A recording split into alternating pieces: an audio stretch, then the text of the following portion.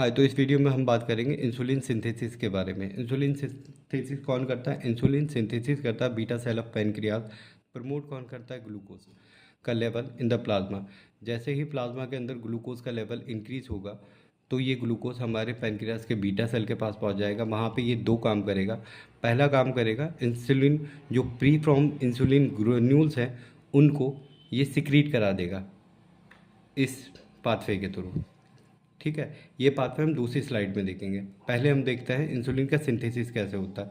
ये जो glucose GLUT2 के थ्रू इंसुलिन बीटा सेल के अंदर आया है, ये क्या करेगा, साइटोप्लाज्म के अंदर कुछ ट्रांसक्रिप्शन फैक्टर प्रेजेंट होते हैं जैसे PDX1, न्यूरो-D1, मैप। ये इन ट्रांसक्रिप्शन फैक्टर को स्टिमुलेट करेगा। ये ट्रांसक्रिप्शन फैक्टर बीटा सेल के न्यूक्लियस के पास जाएंगे और यहाँ पे ट्रांसक्रिप्शन को इंक्रीज़ करा देंगे या ट्रांसक्रिप्शन के प्रोसेस को इन्हेंस करा देंगे, जिससे क्या प्रोड्यूस होगा, mRNA प्रोड्यूस होगा। और इस प्रोसेस को क्या कहेंगे हम? ट्रांसलेशन।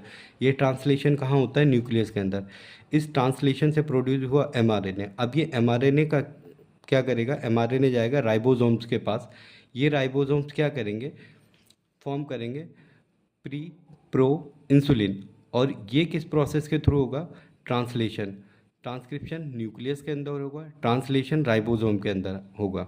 ठीक है, अब ये जो प्री प्रो इंसुलिन है इसके बारे में बात करेंगे। प्री प्रो इंसुलिन के 4 पार्ट होते हैं।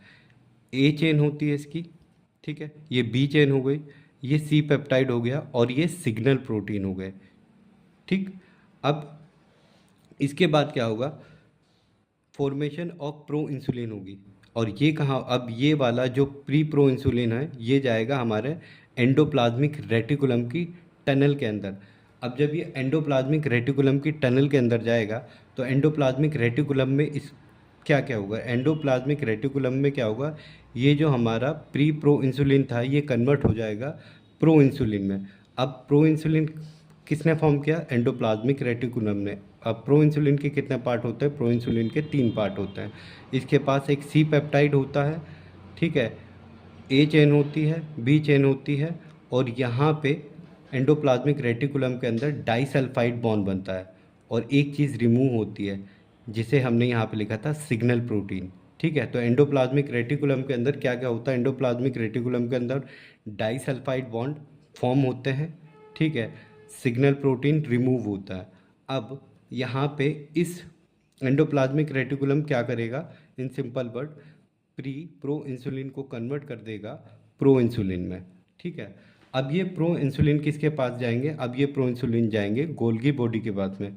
अब ये गोल्गी बॉडी क्या करेगा? इसे पैक्ड कर देगा किस में? वेसाइकल में। और उस वेसाइकल के पास होंगे कुछ प्रो हार्मोन कन्वर्टेज एंजाइम। ठीक है, ये देखिए PC1 PC3 और ये क्या है इसके अंदर? Pro insulin. अब ये प्रो हार्मोन कन्वर्टेज क्या करेंगे? प्रो हार्मोन कन्वर्टेज ब्रेक कर देंगे इस प्रो इंसुलिन को, ठीक है, और फॉर्म करेंगे इंसुलिन मॉलिक्यूल।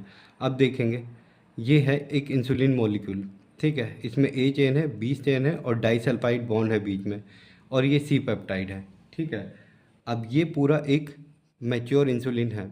अब ये मैच्योर इंसुलिन क्या करेगा? बीटा सेल की मेम्ब्रेन से अटैच हो जाएगा थ्रू द माइक्रोफिलामेंट।